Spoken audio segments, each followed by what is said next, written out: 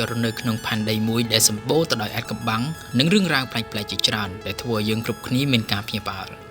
ហើយជាបន្តទៅនេះគឺជាការពិតទាំង10ដែលពាក់ព័ន្ធជាមួយនឹងផែនដីប្រហែលជាអ្នកមិនធ្លាប់បានដឹងពីមុនមកទេ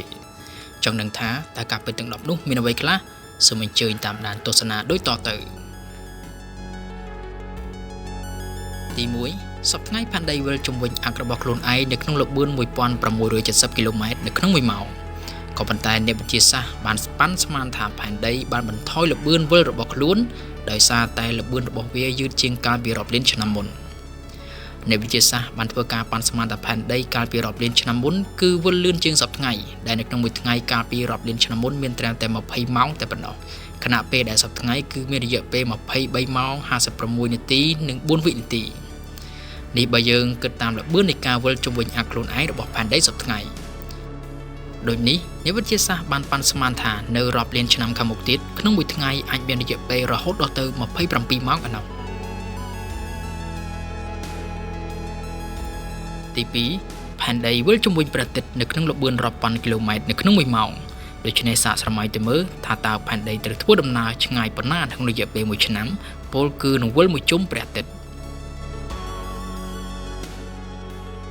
ទី3ព្រះអាទិត្យមានរយៈចម្ងាយប្រមាណជាង150លានគីឡូម៉ែត្រពីផែនដីប៉ុន្តែវានៅតែអាចដុតនឹងកម្ដៅស្បែករបស់យើងបាន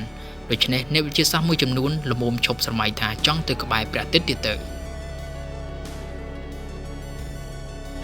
ទី4ជាង 71% នៃផែនដីគឺជាផ្ទៃទឹកក៏ប៉ុន្តែនៅក្នុងនោះទឹកសាបដែលអាចប្រើប្រាស់បានមានប្រមាណត្រឹមតែ 3% តែប៉ុណ្ណោះក្រៅពីនោះគឺជាទឹកប្រៃទី5នៅលើផែនដីមានចំនួនសត្វ8លាន7សែនប្រភេទទាំងនៅលើដីនិងនៅក្នុងទឹកនេះមិនរាប់បញ្ចូលភាវៈមានជីវិតនៅក្នុងសារពាង្គកាយនិងប្រភេទសត្វផ្សេងៗទៀតដែលស្ថិតនៅក្នុងការស្រាវជ្រាវនៅឡើយទេ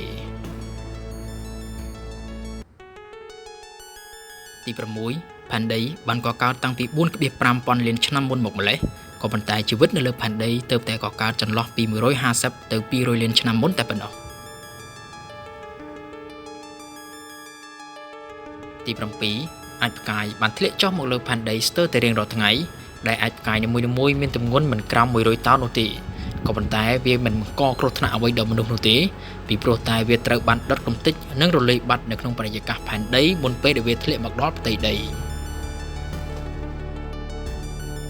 ទី8ភ្នំភ្លើងនៅលើផែនដីមានច្រើនជាងអ្វីដែលអ្នកបានគិតនិងបានដឹងកន្លងមកពីព្រោះតែភាគច្រើននៃភ្នំភ្លើងទាំងអស់នោះគឺស្ថិតនៅក្នុងបាតសមុទ្រដែលមានជម្រៅដ៏ជ្រៅគឺមានរហូតដល់ទៅ 90% នៃភ្នំភ្លើងសរុបនៅលើផែនដីទី9ស្នូលរបស់ផែនដីគឺមានកម្ដៅរហូតដល់ទៅ 5500 អង្សាសេដែលវាពិតជាក្តៅខ្លាំងណាស់ក៏ប៉ុន្តែនៅទីនោះគឺជាប្រភពមាសដ៏ច្រើនលើសលប់គឺប្រមាណជា 99% នៃចំនួនមាសសរុបនៅលើផែនដីទី10មនុស្សទើបតែស្រាវជ្រាវបាន 10% ប៉ុណ្ណោះពីផ្ទៃសមុទ្រដែលមាននៅលើផែនដីហើយមនុស្សត្រូវការចំណាយពេលរហូតដល់ទៅរាប់ពាន់ឆ្នាំទៅមុខទៀតដើម្បីធ្វើការស្រាវជ្រាវឲ្យអស់ពីផ្ទៃសមុទ្រដែលមាននៅលើផែនដីយើងនេះ